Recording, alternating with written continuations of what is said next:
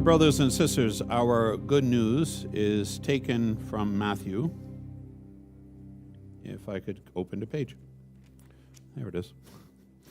Jesus says to his disciples, "The kingdom of heaven is like a treasure buried in a field, which a person finds and hides again, and out of joy goes and sells all that he has and buys that field. Again, the kingdom of heaven is like a merchant searching for fine pearls. When he finds a pearl of great price, he goes, sells all that he has to buy it. Again, the kingdom of heaven is like a net thrown into the sea, which collects fish of every kind. When it is pulled ashore, they sit down and they sort the good into buckets. What is bad, they throw away." The gospel of Christ. Please be seated. Well, good morning, everyone. Good morning. I really missed you all last week. It was really very nice to get away. My first mate and I, going up to Essex and sort of spending some time with other friends and relationships that we have up there. You and I all know people, and they generally rub us the wrong way. We find that people who are shrewd, people who have cunning, we always sort of negatively react against. We're uncomfortable with them because they always seem to be out for themselves. They don't care about what anyone else thinks. They just want what they want. And most of the time, they'll go to any length to get that. Now, clearly here, Jesus is talking about the kingdom of heaven being an item of such significance that everything else in our life should fall away and we should be focusing just on the kingdom. But I want to sort of highlight, if you will, the people in especially the two parables that Jesus mentions that I think we need to look at from a perspective of his day and his culture and his context. So let's talk about the individual who is looking for and finds the pearl of great price. Now, clearly, if he's looking for pearls and goes through pearls, he has already had experience with which pearls are good and which pearls are bad. That he is able to identify which ones are of more value and those which aren't of as much value. For you and I, as people in our everyday life, we have that same experience. We know the things that bring us joy and contentment. We know those things that satisfy the deepest recesses of our souls. We know those things that bring us peace. And we also know those things that don't do any of the above. And so the fact that this man is sorting through pearls, and in the midst of sorting through pearls, he finds one of such significant value that everything else that he knows, every other pearl he currently owns, has no value or purpose to him, and he goes, and the gospel makes it clear, he sells not some of what he has. He sells all of what he has, all of his current pearls, all of his findings, all of his ownership, all of his property. He sells everything to get the one pearl. But notice the one thing he does not do, which is very shrewd. He doesn't tell the seller of the pearl just how precious that pearl is. That's rather shrewd. If he, in all of his experience and background, goes and finds this one pearl of such enormous value that he is willing to spend and sell everything he has so that he could acquire the one pearl, he's not buying the pearl because the price of the pearl for which he is buying it for, the amount he is buying it for, is equal to its value. He is buying the pearl because it is greater in value than what he is purchasing it for. Otherwise, there is no reason to divest yourself of all of your belongings just to own the one pearl. You're buying the one pearl with the understanding, the expectation, the knowledge in this point of view, the knowledge that this pearl is worth more and more valuable than what you are currently buying it for. that you are buying it for a price that is greatly diminished from what the pearl is actually valued for. And for us as Christians and as followers of Jesus, we have to ask ourselves, have we or do we really truly believe that the kingdom of God is an item that is worth everything in our life to be given up, to be sacrificed, to obtain, because in obtaining the kingdom of God, we ultimately have of value something that is greater than any sacrifice we could make to get there. Let's talk about the guy who's digging around in a field. Now, you and I, we listen to this parable and we don't think anything about it, but in Jesus' day, this would have really resonated with his audience. See, they didn't have banks back then. So if you had property and you had value and you had coins or you had some precious gem or something like that, you would go out into a field, your home field, your house, buy your house somewhere in that area, and you would dig a hole and you would stick it in a hole and then try to remember where you dug it and where you put it so that it would be there. That is the way people kept their property safe, is by digging a hole and sticking it in the hole and then, like I said, hopefully remembering where it was that you put it. But realize what has happened here. This man who is digging around someone else's field. He is digging in someone else's property. And we're not told that he just dug one hole and found the treasure.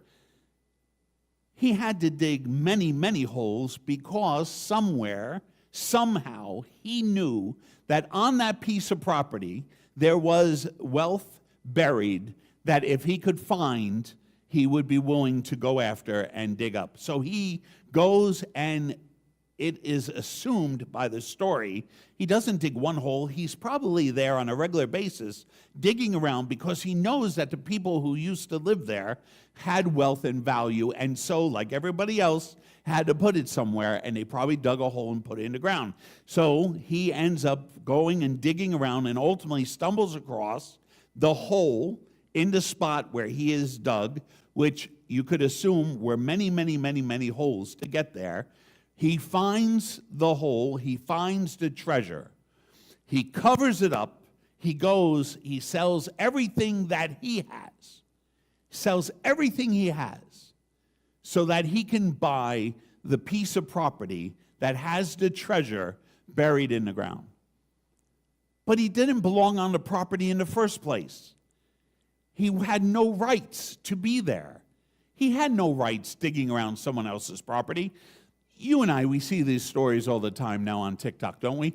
Where people put their fence, and their fence is like 6 inches over on the other person's side or a foot over, and then there's this whole battle about whose property is whose, and it's only a foot, but people argue and fight over a foot. And this guy in the parable is actually digging around another person's property looking for this treasure because he assumes that the person who owns the property had value and so would have dug a hole to put it in, but he doesn't belong on the property in the first place. But he is so shrewd.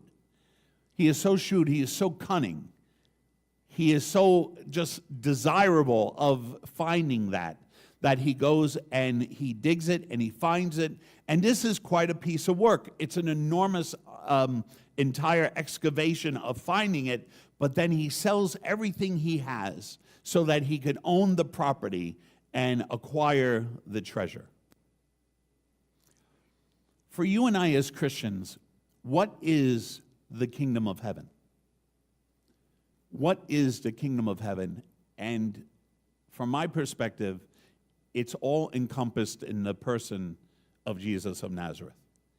It's all found in the value proposition that Jesus puts forth about how we see ourselves in relationship to God, how we treat one another. And in following Jesus, that kingdom is steadily uncovered for us. The kingdom runs by an entirely different set of rules than our current world operates out of. And it is easy for us to assess things in our life based on what the world tells us are the values of what is important or should be important to us or not. And Jesus doesn't look at any of that. He makes this so precious that we should be going out of our way every single day, every moment we can. We should be going out of our way to find, to seek, to dig, to go through the work of trying to discover the kingdom of God that is within us. Remember, the critical part of Jesus' teaching that really annoyed the Pharisees and the Sadducees the most was that God was no longer just in the temple. God wasn't just in the temple. The kingdom of God is where? Within. Now, for you and I, we hear this all the time, and we blow it off because we've been listening to it for decades. Every time we've gone to church, we've heard something like this. But for Jesus' audience, we have to listen to it anew. The kingdom of heaven for Jesus is something that is inside of us. It is a compartment within who and what we are, the human spirit, that there within is that kingdom. And when we stumble across that kingdom, which is the essence of God himself, that when we stumble across that, everything else falls away.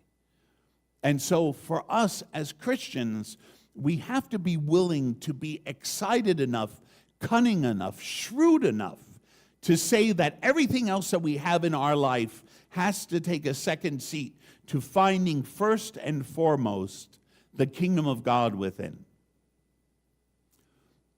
We have very good friends of ours, Janice and EJ. Janice, I know her mother very well. Her mom has cared for a son who is greatly disabled, who passed away, and now, her husband has an illness, and she's caring for him now as well. But the thing about this woman that is so amazing to me is that she does not think of she will not make a decision. She will not pursue a direction without praying over it first. So Janice told me that there was a situation, and she said something to her mother, and her mother said, give me a couple of days. Let me pray over it. Now, I don't know about you, but I probably wouldn't take the time to need a reflection to make a decision of something. And yet for this woman, because of her relationship with God, because she has found the kingdom in her heart, she will not act in any way, shape, or form without first bringing it to prayer, without bringing it to God. That's what prayer is, just communication with God. She won't do anything without an open communication with the Father. And that's pretty profound, I think. It's hard to find. We were spending a weekend out in Chester, New Jersey, with family friends of mine since I was a kid. And the father has recently had a hip surgery, and it was 3 months ago, but he's having a really hard time recovering. He's 84 years old. His body's not responding as quickly as he would like it to. And in his initial conversations with me about how he was feeling, I could see it in his eyes. I could see his eyes well with tears. And he was sharing with me about what he was doing. And I sort of left it because I could tell he was getting emotional. And later that night, we were coming out of the restaurant. And I said to him, could I have a moment of your time? And he said, sure. He says, look, I said, I know you're terribly frustrated about what you're going through right now. I know that this, for you, as the independent, strong man that you have always been, is the hardest thing to accept. And I said to him, I assure you that the Father knows, that you're not going through this by yourself, that the Father knows. Sometimes I think for us as Christians, the kingdom is simply remembering that the kingdom exists every single moment, and it's up to us to simply tune into it and accept it for what it is and to take it into our lives. That it's not something outside of us, it's something here. and that because of Jesus' death and resurrection, you and I have immediate access to that kingdom, that reality, which coexists with our world, but exists nonetheless. And I think for us, individuals like the woman and like the man and the situation and others that I'm sure we could go through in our everyday life, most of the time we forget that the kingdom is greater than this world, that they coexist, but the kingdom is greater. And what Jesus is saying is that everyone who follows him should be focused first on the kingdom of heaven, and then everything else follows behind. You all know that this year the school we don't have enough for our second 4-year-old class. And that was a major, disruption, if you will. We typically have had 2 4-year-old classes or 2 3s, and then one of the other class. And we've had a couple kids in the after school. And, all of that is fundamentally important. One, it's a ministry that the church provides to the community, but also to, the school helps provide and support the church and the entire campus here. So it's a fundamental need that we have.